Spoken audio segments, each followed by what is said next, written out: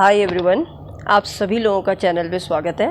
आज का जो लिटरेरी टर्म है actually that is dramatic irony. आज मैं आपको ड्रामेटिक आयरनी समझाऊंगी, ठीक है। लेकिन ड्रामेटिक आयरनी समझने से पहले थोड़ा सा मैं आपको लिटरेरी डिवाइस जिसे हम बोलते हैं आयरनी, IRONY, आयरनी को समझाऊंगी। Before moving on to dramatic irony I will explain you what is irony. Actually irony क्या है, केवल आयरनी को देखिए अभी। तो हम जब लिटरेरी डिवाइस पढ़ते हैं तो हम आयरनी को 3 प्रकार से पढ़ते हैं। Sorry, first is your verbal, okay. एक तो होती है वर्बल आयरनी, दूसरी होती है सिचुएशनल आयरनी, सिचुएशन के अकॉर्डिंग। तीसरी होती है यही ड्रामेटिक आयरनी, ड्रामेटिक आयरनी जिसको मैं डिस्कस करूँगी। But before moving on to the third irony जो हम एक्सप्लेन करेंगे, उससे पहले आपको थोड़ा ये भी पता होना चाहिए कि वर्बल आयरनी क्या है, सिचुएशनल आयरनी क्या है, ठीक है। तो मैं थोड़ा सा आपको समझा दूँ। जब मैं आपसे वर्बल की बात कर रही हूँ, वर्बल आयरनी बहुत कॉमन है, कॉमन आयरनी है, इसको बहुत ज़्यादा यूज़ किया जाता है। अब जैसे मैं एग्जांपल से समझाऊँ तो आप बहुत अच्छा समझोगे। जैसे कुछ देखो, होता क्या है इसमें, इंसान बोलता कुछ है और वास्तव में उसका मतलब कुछ और होता है, ठीक है। वर्बल क्या है, बोलता कुछ है, वास्तव में उसका मतलब कुछ और होता है, ठीक है। जैसे हमने कहा कि भाई कोई एक पर्सन है, एक इंसान है, सपोज 2 दोस्त हैं, ठीक है। अब 2 दोस्त में से एक दोस्त की थोड़ी तबीयत ख़राब है, ठीक है। तबीयत ज़्यादा ख़राब है तो उसको मतलब इन अ वे हम कह सकते हैं भाई उसको या तो इंजेक्शन लगा या फिर उसकी सर्जरी हुई, मतलब इट इज़ अ क्रिटिकल। तो वो इंसान कहाँ गया, डॉक्टर के पास गया। डॉक्टर ने सपोज़ उसको ऑपरेट किया और उसको देखा, या पेनफुल रहा होगा, जैसे मैं बोल सकूं कि भाई अगर इंजेक्शन भी लगा, मतलब दर्द भयानक रहा होगा। डॉक्टर के पास गया, ज़्यादा क्रिटिकल सिचुएशन थी। 2 दोस्त हैं, एक दोस्त जाता है, फिर वो अगले दिन अपने दूसरे दोस्त से मिलता है। तो उसका जो दूसरा दोस्त होता है वो पूछता है, भाई तुम्हारा दर्द, तुम गए थे तो डॉक्टर के पास कैसा लगा, तुम्हें दर्द हुआ? उसने ये क्वेश्चन पूछ लिया उससे कि तुम्हें दर्द हुआ। और उस लड़के ने, मतलब उस लड़के ने जो दोस्त था वो जो डॉक्टर के पास गया और उसने बोला नहीं नहीं, मुझे तो बहुत मज़ा आया। अब आप समझ गए होंगे, मुझे बहुत मज़ा आया। तो ऑब्वियस सी बात है कि उसको दर्द तो हुआ है ना, हुआ तो उसको एक्चुअल में दर्द, लेकिन उसने बिल्कुल उल्टा बोल दिया कि मुझे मज़ा आया। तो सरकास्टिक वे में उसने बोल दिया कि मुझे मज़ा आया। तो उसको हम बोलते हैं वर्बल, वर्बली आयरनी। वर्बल में बोलो कुछ, मतलब कुछ। समझ में आ गया? नेक्स्ट चलते हैं आयरनी का दूसरा रूप, जिसको मैंने बोला सिचुएशनल। देखो, ये इसलिए समझा रही हूँ कि आपको पता होना चाहिए सिचुएशनल आयरनी क्या है। आप समझ गए, सिचुएशनल मतलब अपने आप बता रहा है सिचुएशन, परिस्थिति। तो कभी कभी ऐसा होता है कि बिल्कुल परिस्थिति ऐसी होती है जैसे कभी उम्मीद भी ना की हो और वो हो जाए, उसको सिचुएशनल आयरनी कहते हैं। इसको भी मैं आपको बहुत अच्छा एग्जाम्पल देके समझाऊंगी तो आप बहुत अच्छी तरीके से समझ जाएंगे actually what is situational irony. आपने देखिए ओ हेनरी जी का वर्क पढ़ा है, सभी ने पढ़ा होगा, ऑब्वियस सी बात है। ओ हेनरी जी का वर्क पढ़ा, ही इज़ अ राइटर, जिन्होंने शॉर्ट स्टोरी लिखी थी गिफ्ट ऑफ मैगी। मैगी कह लो, मैजी कह लो, what else you want to pronounce, MAGGI, ठीक है। अब सबको इसकी स्टोरी याद आ रही होगी कि मैगी जो है, मैगी जो होती है एक बहुत ही ब्यूटीफुल लड़की होती है, उसके बालों की लटें बहुत ही सुंदर होती हैं, ठीक है। तो वो अपने हस्बैंड से बहुत प्यार भी करती है, दोनों हस्बैंड वाइफ रहते हैं। लेकिन एक दिन वो देखती है कि उसके हस्बैंड के पास घड़ी है, लेकिन घड़ी में एक चेन नहीं होती, जिसकी वजह से उसका हस्बैंड वो चेन, मतलब घड़ी नहीं पहन पाता। क्योंकि उसकी वाइफ हेनरी की, जो ये मैगी जो है, अपने हस्बैंड को बहुत प्यार करती है।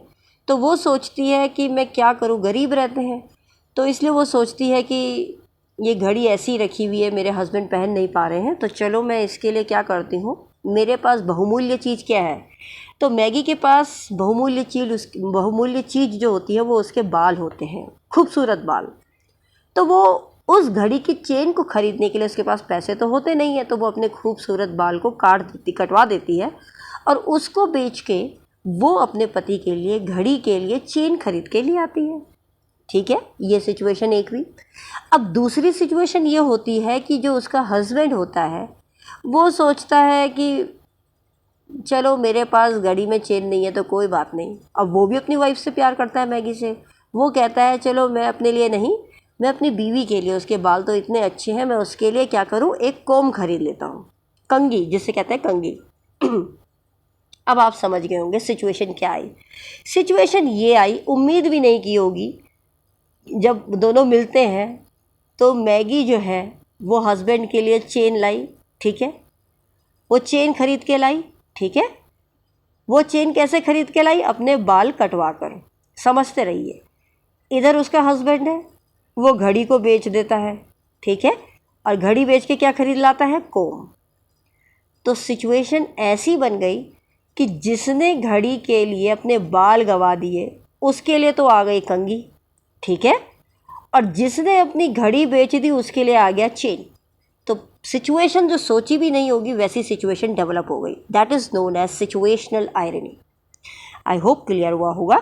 अब तीसरे पे आ जाओ आप। तीसरे को पहले मैं एक वैसे समझा देती हूँ, फिर मैं आपको ये जो लिखा है इसको समझाऊंगी तो आपको और आसानी से समझ में आ जाएगा। देखिए, आप देखते हैं कि हम लोग जब मूवी देखते हैं एज अ ऑडियंस समझ लो, जब हम कोई भी मूवी देखते हैं तो हमें थोड़ी देर में पता चल जाता है, हम आइडिया लगाने लग जाते हैं। और वैसे भी पता चल जाता है जब हम मूवी देखते हैं कि कोई कैरेक्टर है, ठीक है, सपोज़ कोई किसी के लिए षड्यंत्र रच रहा है, कुछ कर रहा है, या नॉर्मली भी बोल दो भाई, अगर कोई मूवी देख रहे हैं तो भाई वहाँ पर दरवाजे के पीछे क्या है, क्या होने वाला है, थोड़ा बहुत हमें आइडिया लग जाता है। लेकिन अब जिस कैरेक्टर के लिए प्लॉट किया जाता है वो कैरेक्टर को पता नहीं होता। जैसे मैं एग्जाम्पल से समझाऊँ आपको, सपोज़ कोई कॉन्स्पिरेसी रची जा रही हो, हीरो है, हीरो की फैमिली वालों को पकड़ लिया जाता है, पुलिस मतलब कोई विलेन पकड़ ले, ये हमें पता है कि ऐसा होगा, कहाँ छुपाया होगा, ठीक है। अब हीरो को क्या करते हैं, जो विलेन है वो कहते हैं कि तुम इधर आ जाओ अपने फैमिली को रिलीज़ करने के लिए। अब हमें पता है कि ये वहाँ जाएगा, जिस जगह जाएगा ये जगह गलत बता रहा है विलन, ये इसको मारने के लिए बुला रहे हैं। हम चाहते हैं कि ये ना जाए वहाँ, क्योंकि इसको वहाँ मार पड़ेगी, क्योंकि वहाँ इसके माँ बाप, इसकी फैमिली नहीं है, इसको झूठ बोला जा रहा है, ये हम समझ पाते हैं। लेकिन एक्चुअल में जो कैरेक्टर उसको रोल को प्ले कर रहा है वो नहीं समझ पाता, ठीक है। कहने का मतलब यही है कि कोई भी चीज़ जो ऑडियंस या एज अ रीडर हम समझ लेते हैं कि क्या राइटर ने लिखा है, राइटर क्या कहना चाहता है, लेकिन उस कैरेक्टर को नहीं पता होता कि व्हाट द सिचुएशन, या क्या परिस्थिति या क्या होने वाला है आगे, उस चीज़ के बारे में एक्चुअल क्या है उसका पता कैरेक्टर को नहीं होता है जो उसको प्ले कर रहा है। जैसे मूवी बनाने वाले को, डायरेक्टर को पता होता है कि मैंने आगे क्या डायरेक्ट करना है, या फिर ऑडियंस को पता चल जाता है कि अब क्या आगे होने वाला है, लेकिन जो कैरेक्टर उसमें खेल रहा है, जो प्ले कर रहा है, उसको नहीं पता होता कि आगे क्या होने वाला है। उसी को हम ड्रामेटिक आयरनी कहते हैं। तो इसको अब आप और अच्छी तरीके से समझेंगे जब मैं थोड़ा इसको एक्सप्लेन करूँगी। तो देखिए, it involves a situation in a play or a narrative in which the audience or the reader shares with the author's knowledge of present and future। कहने का मतलब है ये वो सिचुएशन, उस परिस्थिति को इन्वॉल्व करता है, डालता है किसी भी प्ले में, किसी भी नाट्य में या नरेटिव, कोई भी कथा में, जहाँ ऑडियंस को या फिर जो रीडर, पाठक हैं, वो शेयर कर लेते हैं, क्योंकि उन्हें पता रहता है कि भाई ऑथर का क्या मकसद है, अभी क्या होने वाला है और फ्यूचर में आगे क्या होगा। ये डायरेक्टर को, या हम कह सकते हैं राइटर को, और यह ऑडियंस या फिर रीडर, उनको पता रहता है कि क्या होगा, ये सिचुएशन उस तरीके से क्या बनेगी, ये उनको पता रहता है। किसको? एक तो डायरेक्टर को, अगर मूवी का डायरेक्टर है तो डायरेक्टर एंड ऑडियंस, और अगर राइटर है तो रीडर एंड राइटर। लेकिन कैरेक्टर को पता नहीं रहता। दूसरी लाइन में वो यही समझा रहे हैं, देखिए, circumstances of which a character is ignorant। कहने का मतलब परिस्थिति, circumstances का मतलब होता है परिस्थिति, जिसमें कैरेक्टर तो आप जान ही रहे हैं जो नाटक में काम करते हैं, उनको इस चीज़ के बारे में पता नहीं है, इग्नोरेंट, वो अज्ञान है इस चीज़ के बारे में, इन दैट सिचुएशन, उस परिस्थिति में कि क्या होगा। द कैरेक्टर अननोइंगली, तो जो कैरेक्टर होता है उसे तो कुछ पता नहीं रहता क्या हो रहा है, तो ही acts in a way we recognise to be grossly. अब हम तो चाह रहे हैं कि ये कैरेक्टर ऐसा ना करे, क्योंकि उसको तो पता ही नहीं ना आगे क्या होने वाला है, तो वो तो वैसे ही जाएगा जैसे उसको कहा जाएगा। लेकिन हम एक्ट करते हैं कि हम समझ जाते हैं कि भैया यहाँ तो बहुत ही अत्यंत, ये तुम्हारे लिए इनएप्रोप्रिएट, अनुचित, एक्चुअल में ये सर्कमस्टांसेस है, तुम्हारे लिए अनुचित जगह है या अनुचित परिस्थिति है, यहाँ मत जाओ। जैसे किसी प्ले में या किसी भी चीज़ में, प्ले में ही समझ लीजिए या मूवी समझ लीजिए कि आगे क्या परिस्थिति है। सपोज़ कोई गाड़ी जा रही है, उसका एक्सीडेंट होने वाला है, ठीक है, तो हम एज अ ऑडियंस हम ये सोचते हैं कि ये क्यों इस गाड़ी में बैठ रहा है, इसका एक्सीडेंट होगा, मत बैठो मत बैठो। लेकिन एक्चुअली में वो जो कैरेक्टर है उसको नहीं पता रहता है, तो वो उसको करने लग जाता है और हमें ऐसा लगता है ये अत्यंत अनुचित गाड़ी है कि इसमें मत बैठो, ये परिस्थिति बिल्कुल ख़राब है, तुम इसमें मत बैठो। समझ में आ गया होगा आई थिंक, बहुत डिटेल में मैं समझा रही हूँ। इसको मैं और आपको बेहतर तरीके से समझा सकती हूँ एग्जाम्पल से। अब हम आ जाते हैं मैकबेथ। मैकबेथ सबने पढ़ी है, it is in your course. तो आप जानते हो जो ये टाइटल, जो ये मैकबेथ कैरेक्टर है, appears to be a loyal to Duncan. Duncan के लिए ये बहुत ज़्यादा क्या दिखाया गया है, लॉयल। ठीक है, लॉयल तो आप सभी जानते हैं, लॉयल मेरे हिसाब से सभी जानते हैं, इट्स नथिंग, वफादार जिसे हम बोलते हैं। हाउएवर, जैसे तैसे, Macbeth is actually plotting Duncan's murder. लेकिन ये तो मैकबेथ जानता है कि मैं तो इसके लिए क्या कर रहा हूँ, डंकन की मृत्यु का षड्यंत्र रच रहा हूँ।